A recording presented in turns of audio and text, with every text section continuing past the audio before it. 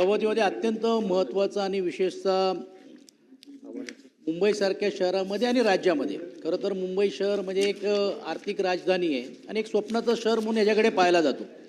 परंतु सभापती महोदय, फक्त गेल्या वर्षीचा आपण NCBRचा रिपोर्ट जर आपण बघितलं तर जून ते डिसेंबरमध्ये महिन्यामध्ये अल्पवयीन मुली आणि मुलं 370हून अधिक मुलं हे बेपत्ता झालेल्या घटना ही गेल्या जून ते डिसेंबर महिन्यामध्ये आपल्याला पाहायला मिळाले. सभापती महोदय, फक्त मुंबई शहरामध्ये अवघ्या 36 दिवसामध्ये चित्राताई अवघ्या 36 दिवसामध्ये गेल्या 82 मुले आणि मुली हे बेपत्ता झालेलं आपल्याला पाहायला मिळालेले आहे. आणि सभापती महोदय, काय झालेलं आहे की ह्याचं प्रमाण एवढं मोठ्या प्रमाणावरती वाढत आहे. 2021-2024चा एक सर्वसाधारण आकडा घेतला तर आपण 30%नी वाढतोय.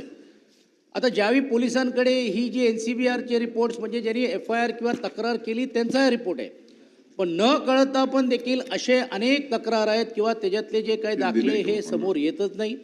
सभापती महोदय, अनेक भागांमध्ये तर अशी घटना घडली आहे की दत्तक योजनेच्या अंतर्गत खोटे कागदपत्र दाखवून देखील मोठ्या प्रमाणावरती विक्री करण्याचं काम मुलं आणि मुलींचं केलं जातं आणि याच मुलं आणि मुली हे भिकारी म्हणून असतील किंवा क्रिमिनल ॲक्टिव्हिटीसाठी सभापती महोदय वापरण्याचा देखील प्रयत्न या निमित्ताने झालेला आहे.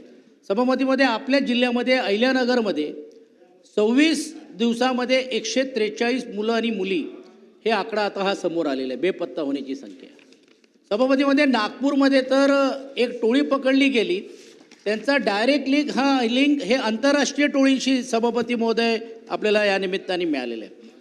आणि ती सभापती महोदय, ती जी टोळी आहे त्याचा कनेक्शन राजस्थान बरोबर मिळालं आणि राजस्थानमधून देऊन ती मुलं 2-2 लाख रुपयामध्ये मुली 2-2 लाख रुपयामध्ये विकले जातात आणि आंतरराष्ट्रीय बाजारामध्ये त्यांची तस्करी केली जाते. सभापती, ही अत्यंत गंभीर बाब आहे.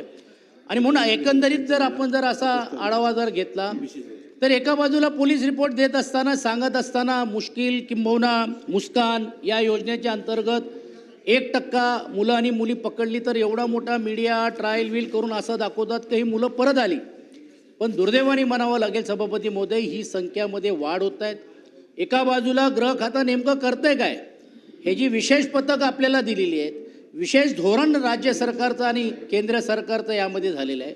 असं असताना देखील आंतरराष्ट्रीय टोळी जर याच्यामध्ये येत असेल तर मला असं वाटते सभापती महोदय, ही अत्यंत गंभीर बाब आहे. म्हणून माझी आपल्याला विनंती आहे की या पोलिसांनी ज्यांच्यावरती ही जबाबदारी होती तुम्ही काय कारवाई करणार आहात किंवा त्याचा काय लेखाजोखा घेणार आहात सभापती महोदय, की अहवाल जाहीर केले जातात आणि हा अहवाल हा एकट्या कोणाच्या संस्थेचा नाही आहे.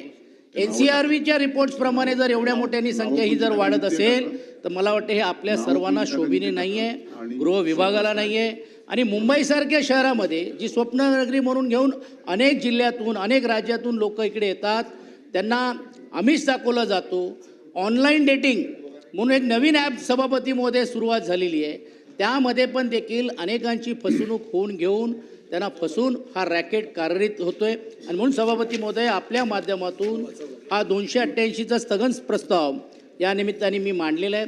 आणि म्हणून आपण यामध्ये चर्चा घडावी किंवा शासन नेमकं याच्यात काय धोरण आहे सभापती महोदय, म्हणजे आता सुरक्षित राहिले नाही पालक. आता सभापती महोदय, ज्या मुलं आणि मुली ज्या आपल्याला बघतात, आपण बसस्टॉपवर बघतो भीक मागताना, कधी आपण चौकशी केली आहे का ही मुलं कुठनं आलेली आहेत, यांचे आई वडील कुठे राहत आहेत नाही राहत आहेत.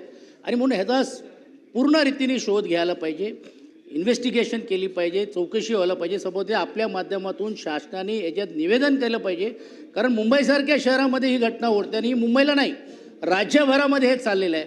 आणि ह्याच्यात इंटरनॅशनल गँगची इन्व्हॉल्वमेंट असल्यामुळे, केंद्र आणि राज्याशी संबंधित विषय असल्यामुळे सभापती महोदय, माझी आपल्याला विनंती आहे की आपण स्थगन मान्य करावा किंवा वेगळ्या माध्यमातून याची कधीतरी चर्चा घडवावी ना सभापती.